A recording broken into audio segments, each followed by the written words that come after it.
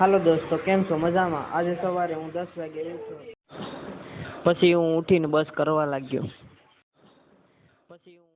કેમ છો દોસ્તો? મજામાં ને?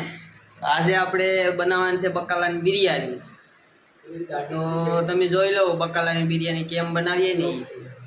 આપણે બટેટા અને ટમેટા અને મોળાજ્યા, ડુંગળી ને આગળી. આ બે ભાઈઓ ડુંગળી ને બટેટા બે ભાઈઓ મોળેસ. આ સોયાવડી છે, આમાં ચોખા નાખ્યા, આ મસાલો, આ ટમેટા છે, બટેટા, ડુંગળી. પછી તો આપણે ડુંગળી મોળવામાં થોડીક વાર પણ લાગે એટલે આપણે કાંઈ વિડીયો બનાવી રાખ્યો ડુંગળીમાં. ભાઈ જો કેવી રીતના ડુંગળી મળે તમે જોઈ લો.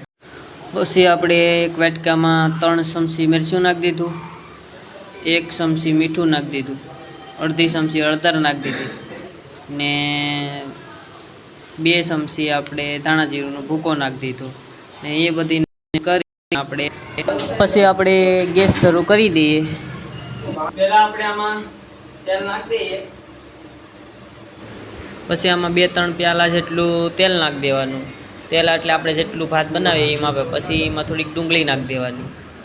તેલ થઈ જાય એટલે ડુંગળી નાખી દેવાની. ડુંગળી નખાઈ ગઈ પછી ડુંગળીને મસ્ત તેલમાં કહાવા દેવાની. પછી ડુંગળી તેલમાં પાકી જાય પછી આપણે એમાં ટમેટા નાખી દેવાના. ટમેટાને પણ તેલમાં પાકવા દેવાના. જ્યાં લગન ટમેટા પાકે નહીં ત્યાં લગન આપણે સમસી વેતી એમાં સમસી ફેરવવાની. પછી એમાં બટેટા નાખી દેવાના. બટેટા નાખીને પછી બટેટાને ઘડીક કહાવા દેવાના. જ્યાં લગન પાકે નહીં ત્યાં લગન સમસી વેથી ફેરવવાના. પછી એમ થઈ જાય પછી એમાં થોડીક ચટણી નાખી દેવાની. ચટણી નાખીને ચટણીને પણ પાકવા દેવાની. જ્યાં લગણ ચટણી પાકે નહીં ત્યાં લગડીને ફેરવવાની. પછી એમાં પાણી નાખી દેવાનું.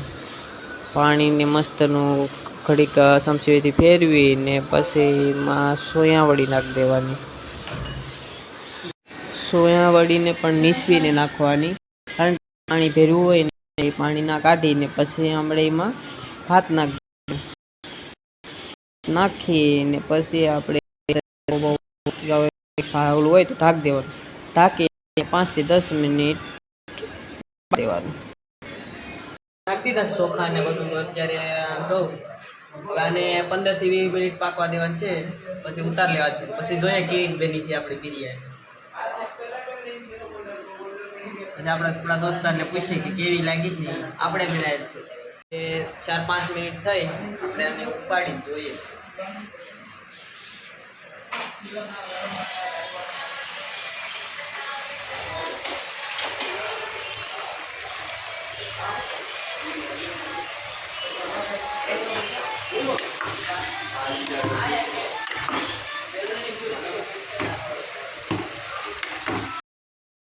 દોસ્તો બિરયાની તો બની ગઈ. તમે બિરયાની જોઈ લો.